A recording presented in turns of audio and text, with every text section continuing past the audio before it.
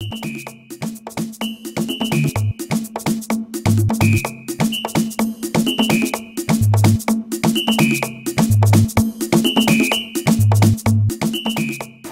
mtazamaji, kipindi ni mimi na Tanzania, tukiwa katika shule hii ya Maria Consolata Secondary School ambayo ni shule iliyojengwa hapa kuanzia miaka 5 iliyopita na imeweza kutoa wanafunzi katika sekondari hii ambao wamekwishamaliza kidato cha 4 na wakiendeleza na maisha yao katika nje ya shule hii na ndani ya eneo hili la wilaya hii na mkoa wa Iringa. Lakini kikubwa zaidi kilichotuleta hapa, tumependa kuzungumza na watoto wawili ambao wanasoma katika shule hii. Watajitambulisha wao ni nani na walianzia wapi na kwa nini wako hapa, na tutazungumza nao mambo mengi. Kikubwa zaidi ni kujua maendeleo na umuhimu wa elimu katika jamii, hasa kwa mtoto wa kike, na vile vile watoto wanaozaliwa wakiwa walemavu wana haki gani ya kuishi na kulelewa kama watoto wengine.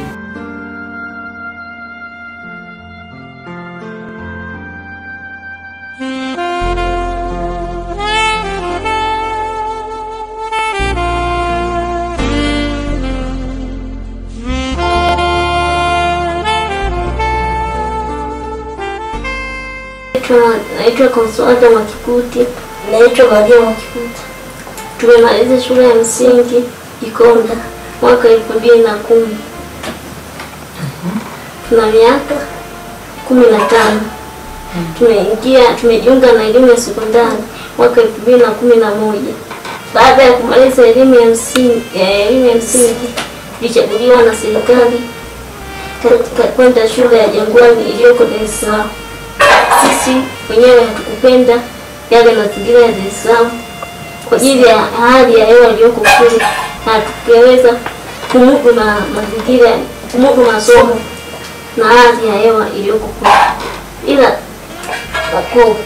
kwanza kabisa, tangu mtoto wetu tulilelewa na shirika la misionari wa Consolata ambao ni masista ambao walitusomesha kuanzia shule ya msingi ya chekechea, shule ya msingi mpaka tulivyo hivi sasa. Kwa hiyo wao ndio waliotuchukua kuanzia kidato cha kwanza, ndio wao waliohusika kutuchukua, ndio wametuleta hapa shule ya sekondari Maria Consolata ili tusome. Tumesoma hapa kwa msaada wao na tunawashukuru. Shule ambayo ulikuwa unasoma ya kwanza na ingine pia ni masista au? Hapana. Shule ya msingi Ikonda haikuwa ya masista, bali ilikuwa ni sekondari ya serikali. Kwa nini mkupenda mazingira ya shule ambayo ilichaguliwa serikali ya Joto? Ilikuwa ni nini hasa? Hatukupenda kwa sababu kwanza sisi wenyewe kuzoea kwenda Dar es Salaam. Hatujawahi kwenda Dar es Salaam. Na tulivyoona kuwa serikali imetuchagulia kwenda Dar es Salaam, kwanza hatukupenda. Kwanza hali ya hewa yote ya kule tunavyosikia ni joto nyingi, na sehemu yenyewe ya Jangwani sio aina. Kwa wengine wanaweza ikawa mtu, lakini kwetu sisi jinsi tulivyo na tutategemea ulinzi wa kutosha. Tunashukuru kwa wao misionari. Wana ulinzi wa kutosha. Tuseme wametutafutia mlezi ambaye anatusaidia mpaka vile hivi.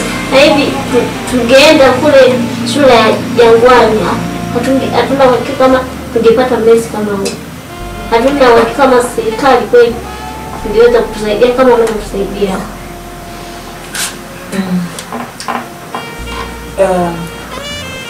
Toka mmefika hapa mlivyojiunga sasa shule ya sekondari, kwanza hongereni sana, mlifaulu, sio? Ndio sana. Kwa hiyo maana ilikuwa mnaongoza sana shule ilivyokuwa kule.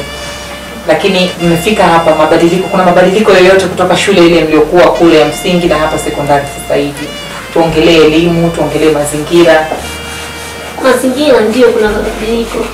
Kama kwenda kanisani kule lazima tuseme kanisani, tuseme si wenyewe tumebadilika hasa kiroho.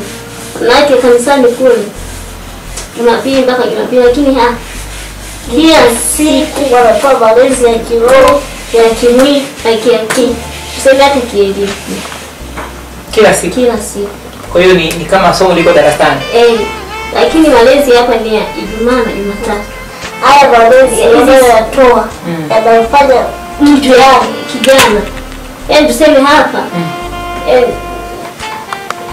samani ambaye ikiwa ni mlezi samani nitolee nature ndio yaani wanaoletwa hapo kusoma, tuseme wanaanzia darasa la maandalizi hadi form 4. Kwa hiyo hapo unakaa miaka 5. Kuna vijana wa kituo na vijana wa kutwa, yaani wa day.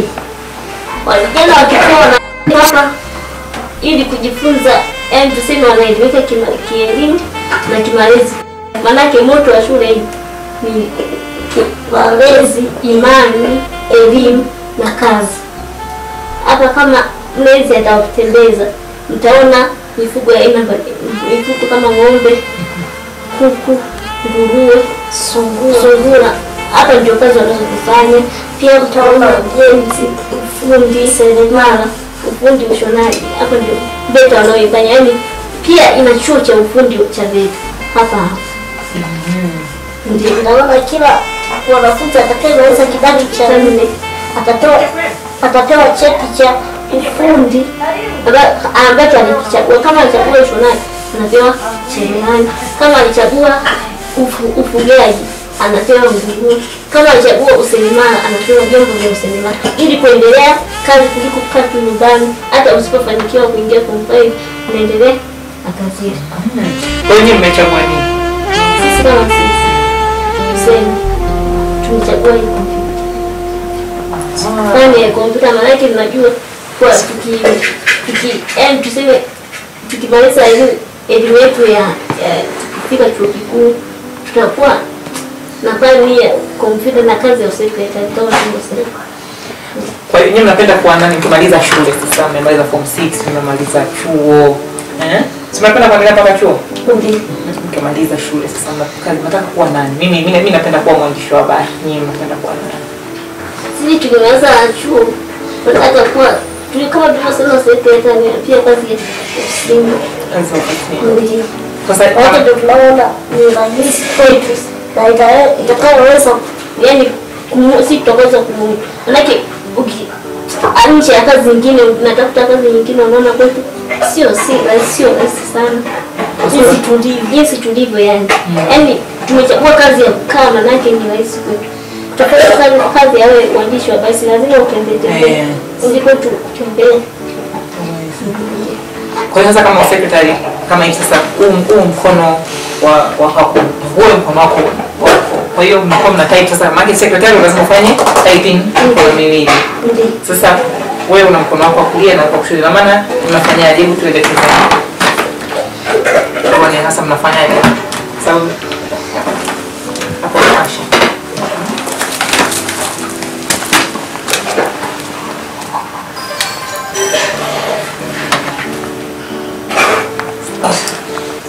Kwa hiyo mnajifunza wengine mnajifunza typing, na darasa la kufanya ile speed typing. Mwanzo kabisa alikuwa mwalimu anaitwa Mwalimu Kristo.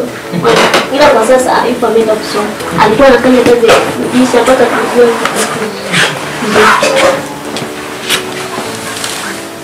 Kujua mmejua, lakini unajua kwenye secretarial sio kukaa tu kwenye meeting, kukaa kwenye mkutano, sababu unatakiwa unaandika sana. Na sasa teknolojia ndio hivyo imekuja. Sio? Kwa hiyo mimi ningependa kuona sasa nyinyi mnafanyaje? Ukiwa kwamba Maria mkono wako kushoto, Consolata mkono wako kushoto, Maria mkono wako kulia, na mnaizaje kuja na nani? Kwa hiyo Maria, wewe kazi yako inakuwa ni nini sasa? Mimi kazi yangu inakuwa ni kuchapa alavyo. Anaosoma mimi kwa asilimia kubwa sichapi, lakini mimi namuelekeza na kuangalia labda makofi. Na kuongea. Labda tuangalie tupe karatasi yako moja ambayo umesoma darasani, alafu umsomee yeye aandike. Toa hapa.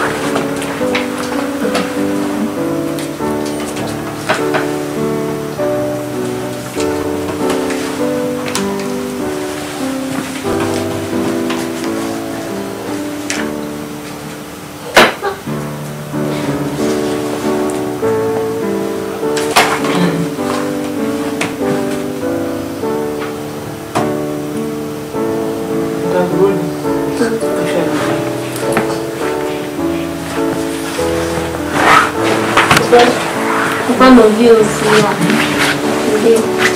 Andika sentence. Sasa hivi chukua hii, uandike sentence moja.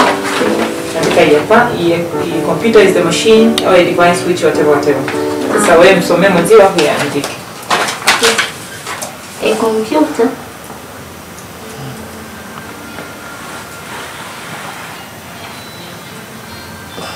is a machine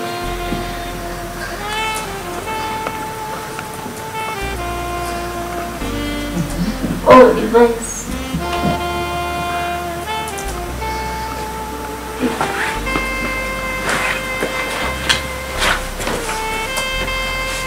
which can perform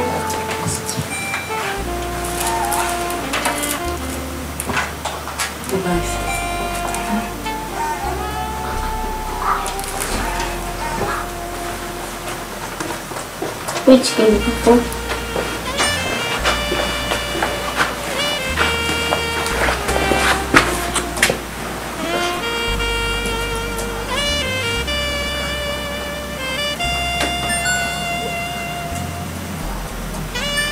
the following tasks.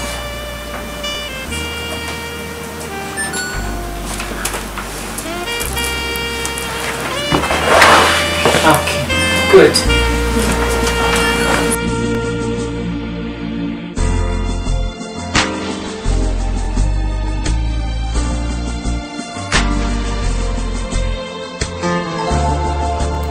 Mapacha wa aina hii ni nadra sana kutokana na ukweli kwamba miili yao imeungana na kuwafanya wawe ni kitu kimoja, ingawa ni watu wawili tofauti.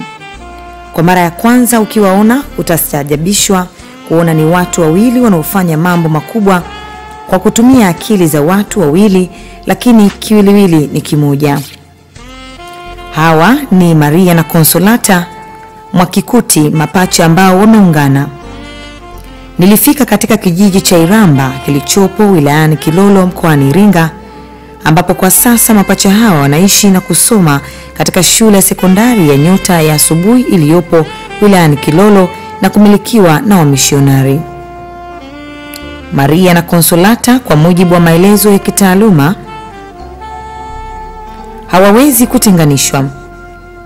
Mapacha hawa ambao wana uwezo mkubwa wa darasani kimasomo walizaliwa Desemba mwaka 1996 huko Ikonda wilayani Makete katika mkoa wa Njombe katika hospitali ya Kanisa Katoliki inayoendeshwa na wamishionari wa shirika la Consolata. Maria na Consolata ambao kwa sasa wapo kidato cha 3 walianza kupata maswaibu tangu walipozaliwa, kwani wazazi wao walifariki kutokana na ugonjwa wa ukimwi. Lakini kwa bahati nzuri wao hawakupata maambukizi na wanaendelea vizuri. Licha ya hali ya ulemavu walionayo, Maria na Consolata wana akili kubwa kimasomo, kwani kwa mwaka 2010 walimaliza darasa la 7 katika shule ya msingi ya Ikonda na kupata alama 151 za ufaulu kila mmoja, lakini kwa masomo tofauti. Maria na Consolata wana bahati ya kuwa na marafiki wengi kutokana na ukweli kwamba wana adabu, upendo na kujituma wapo darasani wakati wote. Nilipouliza kama huwa inatokea wanagombana au kukaruzana kama binadamu wengine, Consolata ambaye ni mwongeaji sana kuliko mwenzie alisema ilikuwa inatokea hali hiyo ya kutoelewana na hata kufikia kugombana wakati wa utoto, lakini kwa sasa hali hiyo haipo tena, kwani wanapendana sana. Wanasema wanapenda sana kusoma, hasa elimu ya kompyuta itakayowasaidia kufanya kazi ambazo hazina shuruba kwa vile maumbile yao ni kikwazo. Kwa muda mwingi wa ziada wanatumia kujifunza kompyuta kwa kutumia kompyuta mpakato, yaani laptop walionayo. Kwa maelezo hayo wanasema kazi pekee wanayopenda kufanya ni ile itakayowalazimu kukaa na si kuzunguka. Ndio maana wamehamasika kusoma sayansi ya kompyuta. Kwa sasa wapo kidato cha 3, wanaishi katika nyumba yao ya pekee iliyojengwa kukidhi mahitaji ya maumbile yao. Watoto hawa walishawahi kuhojiwa na baadhi ya vyombo vya habari nchini, na baadhi ya vyombo hivyo vilitangaza kuombea misaada watoto hao kutoka kwa wasamaria wema. Lakini watoto hao wamelaani vitendo vya baadhi ya vyombo vya habari kuwatumia ili kujipatia fedha kiudanganyifu, kwani walidai kuwa kipindi kimoja kilichorushwa kiliweka namba za simu na account ambazo hawakuzitambua na wala hazikulingana na zile walizotoa. Kwa niaba ya watoto wenye ulemavu Tanzania, Maria na Consolata wamelaani vitendo hivyo viovu na wameiomba serikali iingilie kati, kwani uonevu huu ni hatari hata katika maendeleo ya umma. Kuna televisheni moja iliwahi kuturekodi tukiwa tumemaliza elimu ya msingi, lakini iliwahi kusema wasema tuombe msaada. Ilivyo turekodi ikaturusha kwenye TV. Hivyo turusha kwenye TV, sasa ikaonekana kwa hela ambazo wananchi wanatoa kwa ajili ya kusaidia sisi zinaishia mali pengine. Kwa hizo tabia sio nzuri. Huwezi kuwadanganya wananchi kuwa mtu fulani anahitaji shida. Yaani tuseme anahitaji mchangie, lakini hela ukala wewe. Wengi wetu tuliona hicho kipindi. Nataka kuuliza ni kwamba alitoa account number, nani alimpa account number, nani alitoa namba za simu? Ni za kwake hizo namba ambazo ni za nani ambazo zilitumika? Namba za simu zilikuwa zingine na wala sio zetu. Zilikuwa sio za kwenu, za shule au za masista au za nani? Hapana, hazikuwa.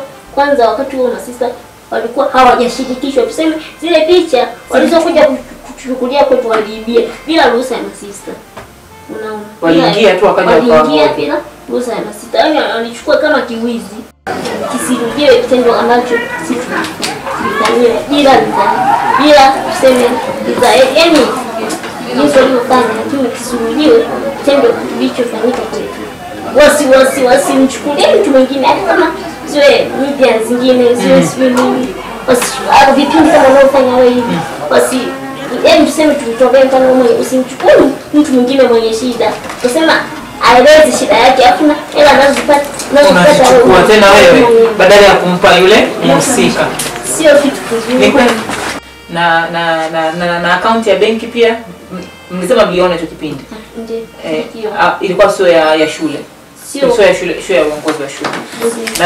Nadhani kitu kama hicho niseme, nyinyi mkiwa kama niseme kama sasa tuongee kama mimi kama dada, kama mama, kama mdogo kama dada yenu na kama Mtanzania mwenzenu. Sio mwandishi. Hilo swala tu lenyewe halikubaliki. Halikubaliki kwa jamii.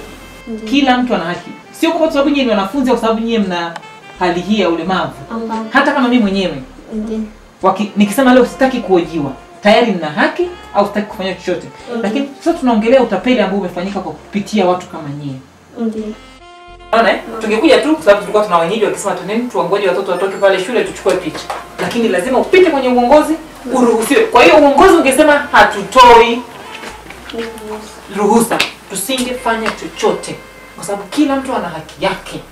Na ndio uandishi. Lakini kilichofanyika mimi nasema ethically. Naelewa maana yake kusema ethic. Kimaadili haitakiwi na ni kitu ambacho tunakipinga na tutaendelea kukipinga kwa sababu sisi hatuko hapa kutaka kutangaza sisi tupate sisi sifa au tupate sisi hela. Na hata kama kuna msaada watu wanataka kutoa, na ninazungumza mimi kama mzungumzaji wa Channel 10 kwa kipindi cha Mimi na Tanzania, hatutumii namba zetu. Namba itakayowekwa pale tutaomba mwalimu mkuu aitaje mwenyewe na mdomo wake. Sawa Aitaje mwenyewe, kwa hiyo sio kuandika. Akihitaji kuna mtu atadanganya tena kwenye mdomo wake kwamba tutamchezesha mdomo, hapana. Kwa hiyo anahitaji jamani, kama kuna chochote mnataka kujua kuhusu shule, kuhusu maendeleo, kama kuna msaada wowote, kama kuna barua pepe, atahitaji mwalimu. Na kama kuna na wenyewe mna namba ya simu. Lakini sasa mtasumbuliwa kwa sababu mnasoma, sio? Kwa hiyo tunaiacha kwa watu wakuu ambao hata kama kuna watu ambao watapeli vile vile haiwezekani. Lakini sisi kama waandishi wa habari nasema hivi, tuko hapa kujenga, tuko hapa kuelimisha, tuko hapa kuburudisha na kufundisha watu na sio kutapeli watu.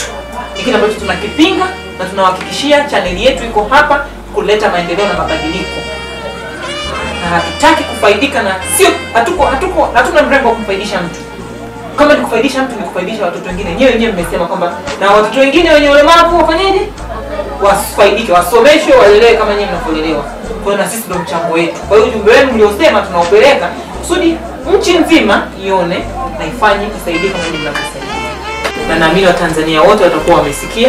Lakini sasa turudi kwa mwalimu mkuu msaidizi ambaye yuko hapa, atatutajia kama ana barua pepe, ana namba ya simu, ahitaji kwa mdomo wake kusudi sionekane tumeandika. Kwa hiyo Tanzania, ukiwa unapiga simu, unajua unapiga kwa mwalimu mkuu msaidizi, unapiga kwenye management ya shule ili kuweza kuzungumzia au kumsaidia chochote kile watoto hao, kusaidia shule kwa ujumla. Kwa mwalimu mkuu msaidizi.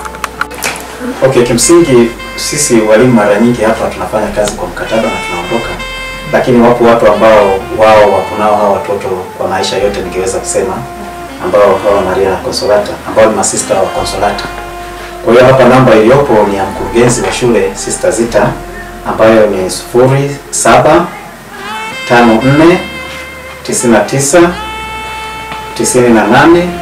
0754999850.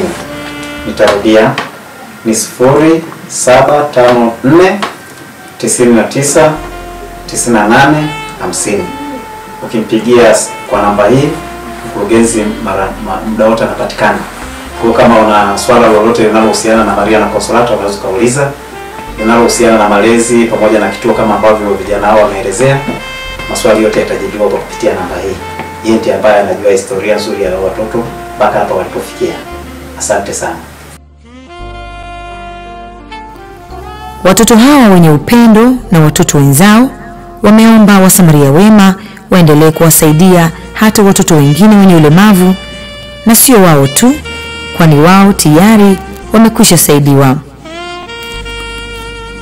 Wakizungumza kwa msisitizo, wameomba wapewe nafasi kwa muda huu na kipindi hiki cha Channel 10 ili kiwe ni cha mwisho kuwahoji hadi serikali itakapowafichua waliotumia ulemavu wao kujipatia fedha kutoka kwa wasamaria wema.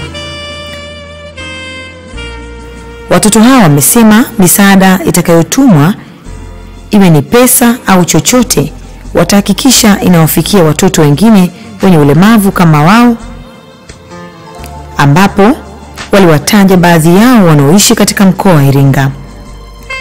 Namba za simu zilizotolewa ni za sister mkuu wa shule anayosoma Maria na Consolata.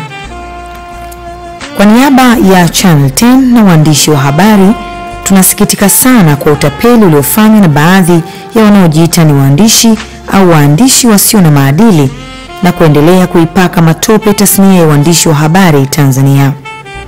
Mimi na Tanzania itaendelea kuhabarisha yatakayojiri katika hili. Kutoa ni moyo, usambe si utajiri. Mungu ibariki Tanzania, Mungu wabariki watoto Consolata na Maria. Lakini tunapenda za dini. Nani mwimbaji gani mnampenda sana wa dini? Bahati Mkuku. Na wimbo gani? Nyimbo zote tuseme. The best. Nipe the best moja, nyimbo yake moja mnayo, yani Waraka wa amani. Ni ile waraka, hebu tupe. Verse. Waraka wa amani uliowafanya Wayahudi washindwe kula na kunywa wakati ule. Wow. Amani uliowafanya Wayahudi washindwe kula na kunywa wakati ule. Waraka ulioandikwa Wayahudi wauawe, waraka uliotangazwa Mordekai anyongwe, waraka ulioandikwa Wayahudi wauawe, waraka uliotangazwa Mordekai anyongwe. Esta akiwa kwenye nyumba ya kifarume, Esta akiwa ni Marikia, ndipo Mordekai alirarua mavazi yake, alivaa mavazi ya magunia, ilionyesha ya kwamba anaomboleza. Mtazamaji, tunafika tamati ya kipindi chetu cha Mimi na Tanzania, tukiwa katika nyumba hii ya Maria na Consolata, ambao tunaambiwa hapa ndo wanapoishi. Wamejengewa eneo lao maalum kabisa kuweza kukidhi mahitaji yao katika maisha yao na kazi zao za kielimu, hasa kila siku hapa katika shule hii.